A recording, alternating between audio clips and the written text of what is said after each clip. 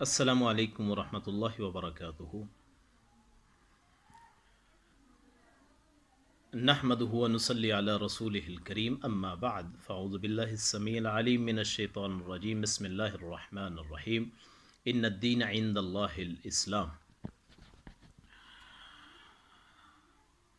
حضرات، بھائیوں، دوستوں، بزرگوں، میں حافظ ابو بکر امین، مدرس دارالعلوم تقویت الاسلام اوڈامالی،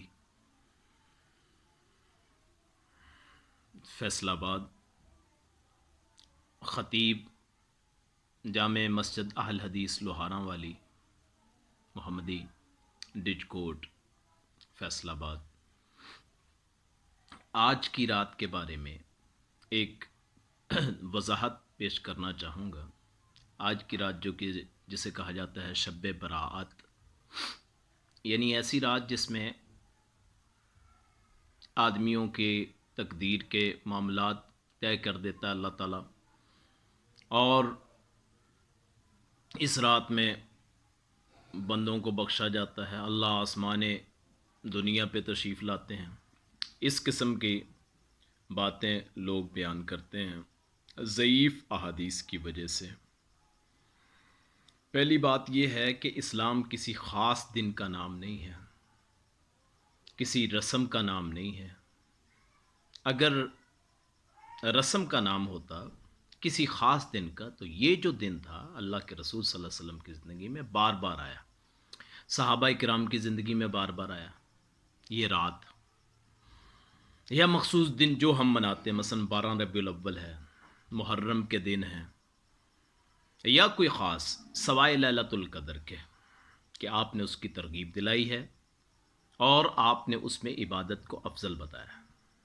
شب برات کے بارے میں یہ اگر مان بھی لیا جائے کہ جی یہ رات بڑی منزلت والی ہے، انا انزلناہ فی لیلۃ مبارکہ، یہ پڑھ کے، یا کچھ ایسی آیات فیہا یفرقو، اس طرح کے لفظ استعمال کر کے، یہ ساری چیزیں جو ہیں یہ بیان کر کے، لوگوں کو بتا کے، اپنی طرف سے خود ساختہ عبادات گھڑ کے، قبرستان میں جانا، پھر راتوں کو وہاں خوشبو اگربتیوں کا وہاں اہتمام کرنا، پھر اگلے دن کا روزہ رکھ لینا، رات کو مخصوص عبادات کرنا، اسلام میں نہ آپ کے دور میں صلی اللہ علیہ وسلم، نہ صحابہ کرام رضوان اللہ علیہم اجمعین کے دور میں، نہ ان کے شاگردوں تابعین کے دور میں، نہ تبع تابعین کے دور میں ان عبادات کا، ان معاملات کا، یا ان باتوں کا، ان رسومات کا کوئی تصور بھی نہیں ہے۔ نہ ربیع الاول کی رسومات، نہ محرم کی رسومات، نہ اس دن کی، اس رات کی رسومات، نہ اگلے دن کے روزے کا کوئی تصور۔ اگر ہوتا تو ہم سے زیادہ صحابہ کرام جو تھے وہ اس کے زیادہ اہل تھے کہ وہ اس کا اہتمام کرتے۔ اس سے معلوم ہوتا ہے کہ انہوں نے نہیں کیا تو یہ دین کا حصہ نہیں ہے۔ پھر روحوں کا تصور کر لینا اس دن میں اپنے آپ کو پاگل بنانے والی بات ہے۔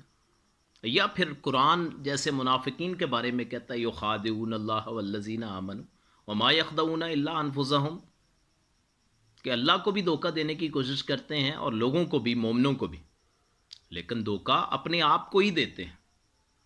سورہ کہف میں بھی اللہ آخر میں فرماتا ہے کہ الذین ضل سعیہم فی الحیات الدنیا وہم یحسبون انہم یحسنون صنعا، کہ وہ جن کی کوشش دنیا کی زندگی میں ہی گم ہو گئی، اور جب کہ وہ گمان کرتے ہیں کہ وہ اچھے کام کر رہے ہیں، اچھا کام کرتے ہیں، یہ بدعات ہوتی ہیں۔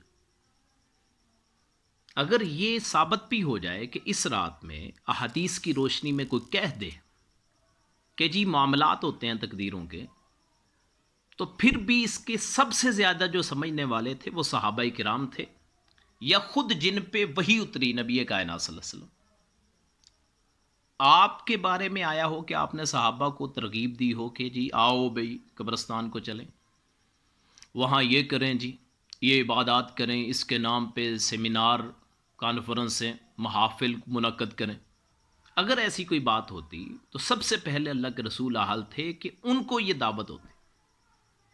برات جو ہے، شب کا معنی رات ہوتا ہے، فارسی کا لفظ ہے، اور برات کہتے ہیں، دو معنی رکھے جا سکتے ہیں اس کے. ایک معنی تو ہے بیزاری کا، جیسے سورہ البراء ہے قرآن میں، تو اس میں ہے براۃ من اللہ و رسولہ الی الذین عاہدتم من المشرکین.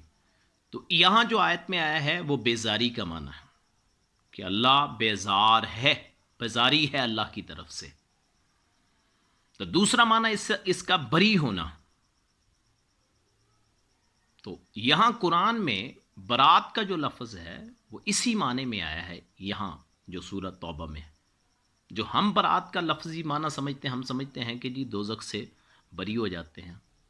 تو بھائی اگر سب کچھ بھی ہے تو اس کے اصل سمجھنے کے جو لائق تھے وہ لوگ تھے صحابہ کرام، رسول کائنات. کسی کتاب میں آپ کو نہیں ملے گا، کسی حدیث کی کتاب میں. تو جتنی رسومات ہیں اپنی طرف سے گڑی ہوئی ہیں، یہ بدعت ہیں. اور بدعتی آدمی کو اللہ توبہ کا موقع بھی نہیں دیتا. کیوں؟ وہ سمجھتا کہ وہ کام تو صحیح کر رہا ہے. ایک آدمی جرم کر رہا ہو تو ہم سمجھیں گے کہ جرم کر رہا ہے. تو یہ بدعت ایسی چیز ہوتی ہے جس کو سمجھ کے ہی، نیکی سمجھ کے ہی کیا جاتا ہے. تو اس رات کو بھی نیکی سمجھ کے اگلے دن کا روزہ رکھنا، یہ افعال نہ اللہ کے رسول سے ثابت ہے، نہ اللہ کے رسول کے بعد کسی نے کیے ہیں. اگر اس رات میں تقدیر کے فیصلے ہوتے ہیں، یہ مومنوں کی بخشش ہوتی ہے، تو یہ مومنوں کے لیے اچھی بات ہے. مومنوں کے لیے اچھی بات ہے کہ حدیث میں آتا ہے، جس حدیث کو عام طور پہ بیان کرتے ہیں کہ اس رات میں اللہ تعالیٰ مومنوں کی طرف نظر فرماتے ہیں تو مشرک اور قطع تلقی کرنے والا، اس کے علاوہ جو ہوتے ہیں اس تمام کو، یا عہد توڑنے والا اس کا نام آتا ہے، اس کا لفظ آتا ہے، تو اس کے علاوہ باقی تمام کو معاف کر دیا جاتا ہے. تو بھائیوں، اگر ایسی بات بھی ہے تو اس کے سب سے زیادہ سمجھنے کے حقدار حضرت رسول اکرم اور صحابہ کرام تھے. اللہ تعالیٰ سمجھنے کی توفیق عطا فرمائے. اس رات کی حیثیت عبادت کے لحاظ سے کوئی نہیں ہے. اگر ہو تو اللہ کے رسول صلی اللہ علیہ وسلم کی سنت سے ہمیں نظر آ جاتی اگر ہوتی. تو باقی اگر کوئی کرنا چاہتا ہے تو کرتا رہے، ہمارا کام ہے صحیح بات بتا دینا. یہ بدعت ہے، اس کو بدعت حسنہ کہہ لیں، بدعت سیئہ کہہ لیں. کل بدعت ضلالہ وکل ضلالۃ فی النار. اللہ پاک صحیح بات سمجھنے کی، اس پہ عمل کرنے کی توفیق عطا فرمائے. آخر دعوانا الحمد للہ رب العالمین.